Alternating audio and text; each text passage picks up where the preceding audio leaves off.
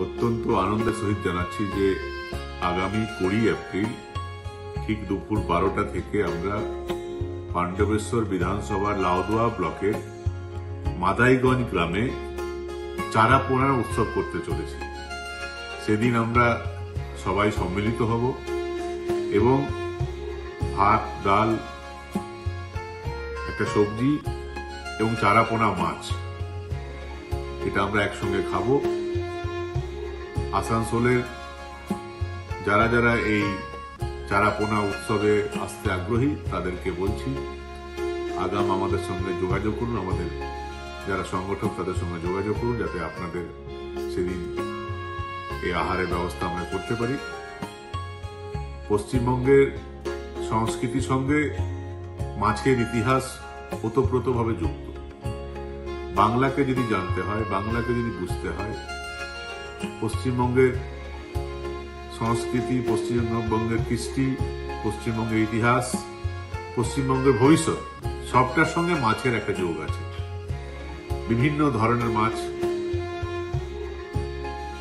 পশ্চিমবঙ্গের মানুষ যারা এই বঙ্গ মাটিতে আছেন তারা খান, কিন্তু তার মধ্যে সবচেয়ে সুলভে যেটা পাওয়া যায়, গ্রামেও যে কোনো পুকুরেই যেখানে মাছ ছাড়া হয় চারা পোনা খুব সহজে পাওয়া যায়।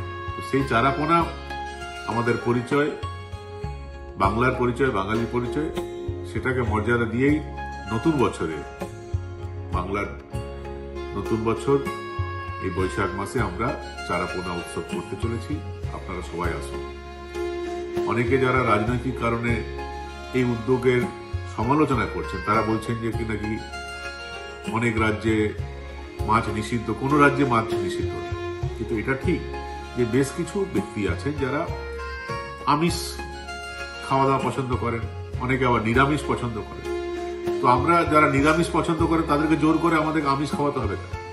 আমাদের সনাতনী সংস্কৃতিতেও আছে যে অনেকে আছেন যারা আগে, এখন এটা উঠে যাওয়া উচিত এবং এটা ইনহিউম্যান আমি মানি, কিন্তু তবুও চলে আসছে যে আমাদের মহিলারা যারা স্বামী হারাতেন তারা পরবর্তী ক্ষেত্রে আমিষ খেতেন না, নিরামিষ খাওয়ার। তাকে কি আমি গিয়ে বলতে পারি যে না না আপনাকে আমিষ খেতেই হবে?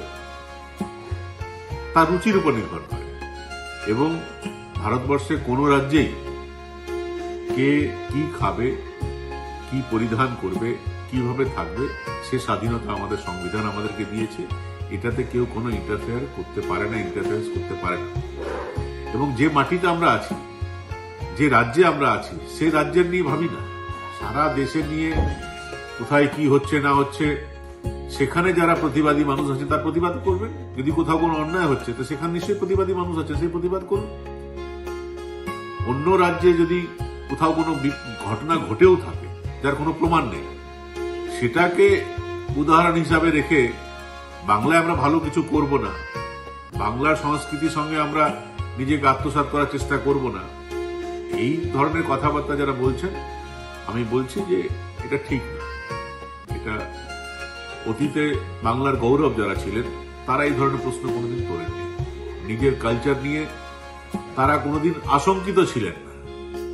রবীন্দ্রনাথকেও এটা ভাবতে হয়নি, নজরুলকেও এটা ভাবতে হয়নি, জীবনানন্দ দাশকেও এটা ভাবতে হয়নি, বিমল মিত্রকেও এটা ভাবতে হয়নি, কাউকে এটা ভাবতে হয়নি, বিদ্যাসাগরকে ভাবতে হয়নি, বিবেকানন্দকে ভাবতে হয়নি।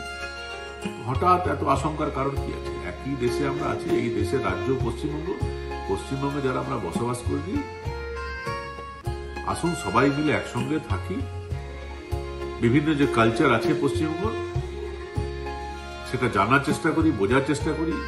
বেঙ্গলের বিভিন্ন প্রান্তে বিভিন্ন জেলায় তো আলাদা আলাদা কালচার আছে। বেঙ্গলে কোনো একটা ব্যক্তি বলে, কলকাতায় যারা বসবাস করেন তাদেরকে যদি বলি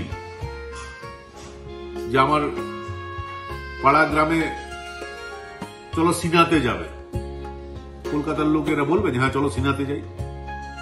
বাংলা পশ্চিমবঙ্গে তো এক একটা জেলাতে যখন যাবেন তার কালচার আলাদা আলাদা, তাই বলে একটা কালচার আলাদা বলে অন্য কালচার, অন্য জেলার যে লোকাল কালচার, লোকাল যে নিয়মাবলী সেটাকে আমরা অসম্মান করব?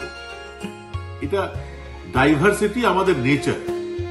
Diversity human nature. এই ডাইভার্সিটিটাকে মেনে নিতে হবে এবং পরস্পরের প্রতি রেসপেক্ট রাখতে হবে, তাহলে দেখবেন সমাজ সঠিকভাবে চলবে। ধন্যবাদ।